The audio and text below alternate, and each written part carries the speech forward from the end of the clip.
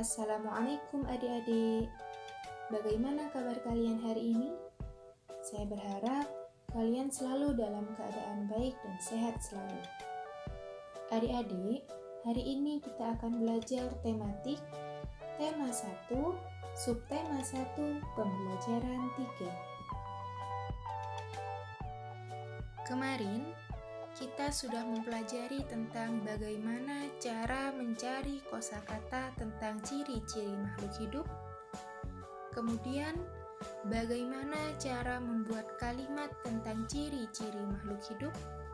Dan sekarang, kita akan mempelajari bagaimana cara mencari informasi tentang ciri-ciri makhluk hidup berdasarkan gambar. Selain melalui teks bacaan, informasi juga dapat diperoleh melalui pengamatan gambar. Nah, informasi pada gambar dapat diamati melalui yang pertama, melalui tokoh pada gambar. Yang kedua, kegiatan yang terdapat pada gambar. Kegiatan tersebut biasanya akan sesuai dengan tema gambar. Kemudian yang ketiga, bisa diketahui dengan melalui tempat kegiatan pada gambar. Dan yang keempat, suasana lingkungan pada gambar. Nah, informasi yang kalian peroleh dari pengamatan gambar dapat disajikan ke dalam sebuah kalimat. Nah, adik-adik, masih ingatkah kalian bagaimana cara membuat kalimat?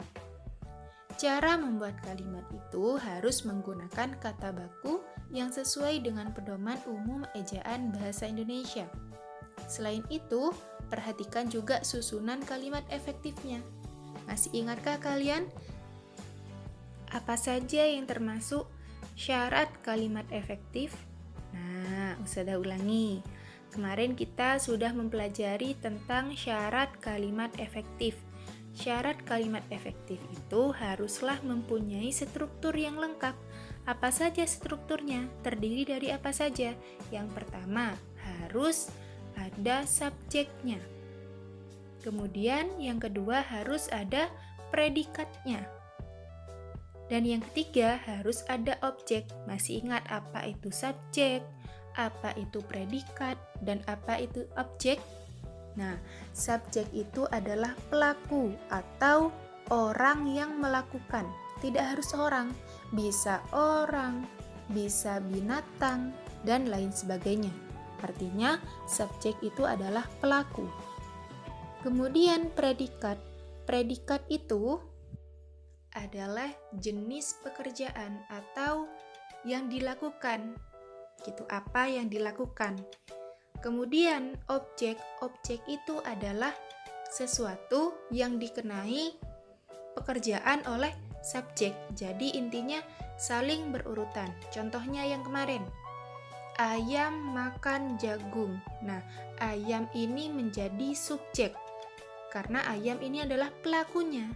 Kemudian makan ini menjadi predikat karena makan ini adalah jenis pekerjaannya. Apa yang dilakukan ayam? Oh, ayam ini makan. Nah, seperti itu. Kemudian jagung ini menjadi objek.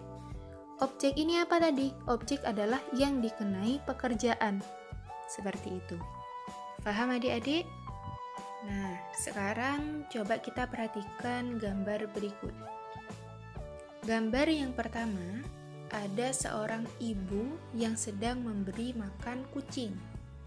Kemudian, ada seorang adik kecil sedang memberi makan anak ayam. Nah, di gambar yang kedua, ada ayah dan juga anaknya sedang memberi makan ayam.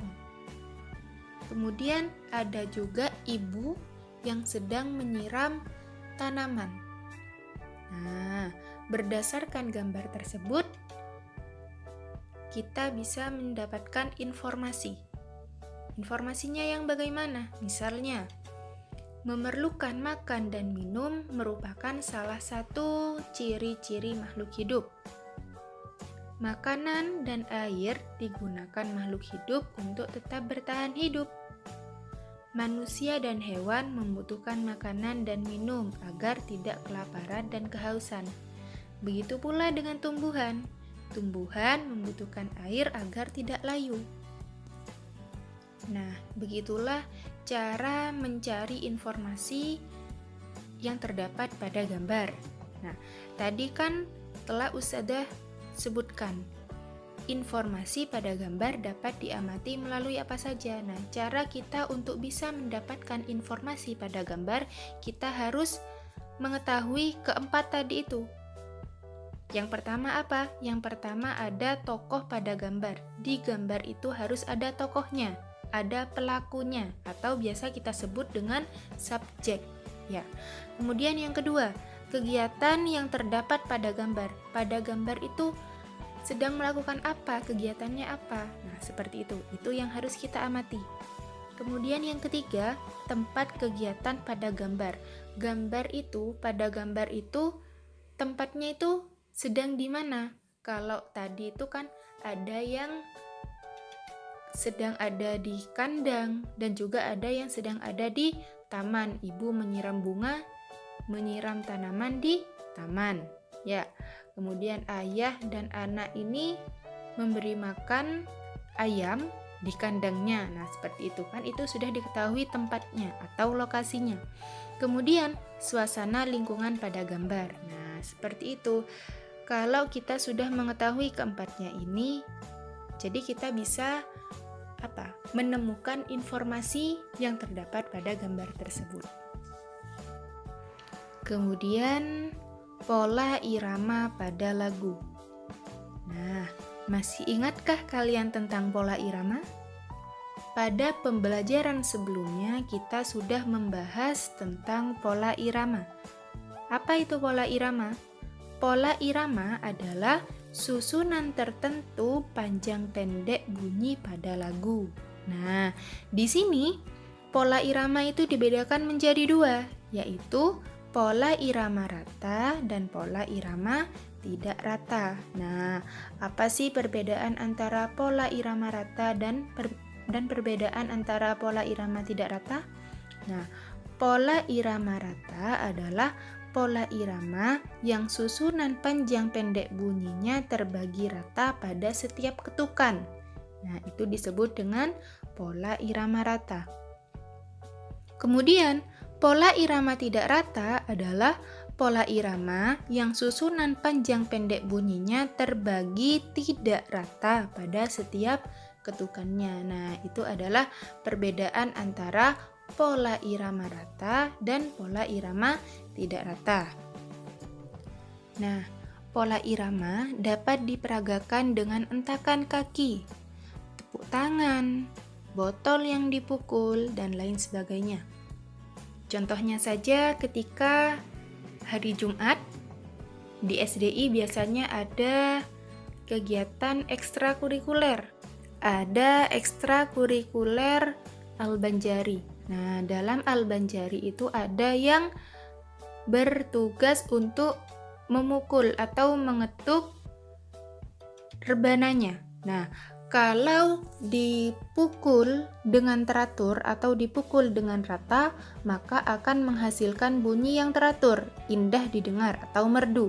Sedangkan kalau pukulannya itu tidak teratur, tidak rata, nah, itu akan menghasilkan bunyi yang bising, tidak enak didengar. Nah, sama halnya itu. Nah, pada pembelajaran yang kemarin, kita sudah mempelajari tentang bagaimana cara membaca dan menulis lambang bilangan 4 angka.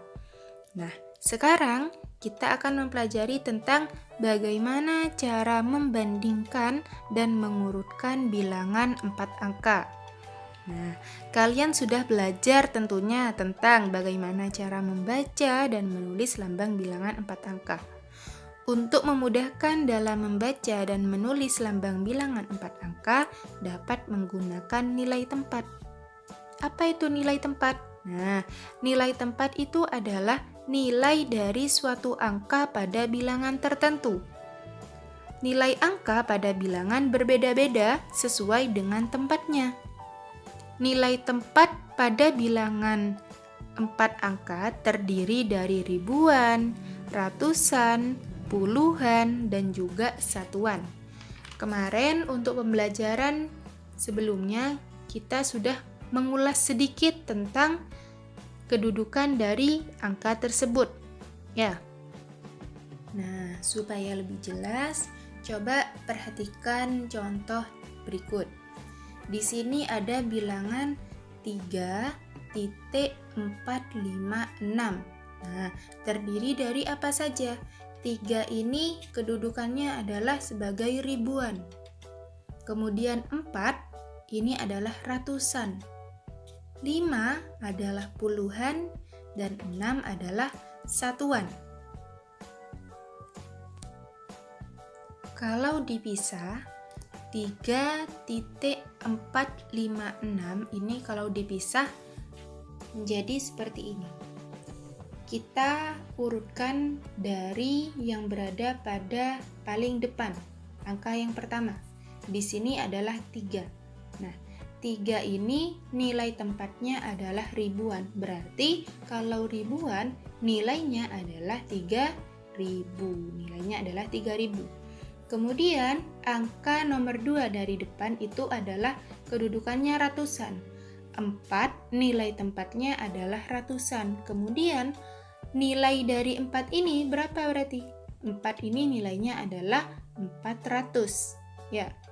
Kemudian angka nomor 3 dari depan ini kedudukannya adalah puluhan.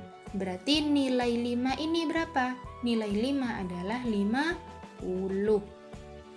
Kemudian yang terakhir, nilai atau angka yang berada paling belakang ini kedudukannya adalah satuan. Berarti nilainya 6 ini adalah 6 saja.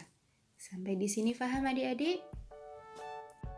Nah, itulah tadi materi kita pada pagi hari ini. Semoga apa yang telah Ustazah sampaikan mulai dari awal sampai akhir bisa kalian terima dengan baik, bisa kalian pahami dengan baik, dan bisa bermanfaat dalam kehidupan sehari-hari. Sekian dari saya. Wassalamualaikum warahmatullahi wabarakatuh.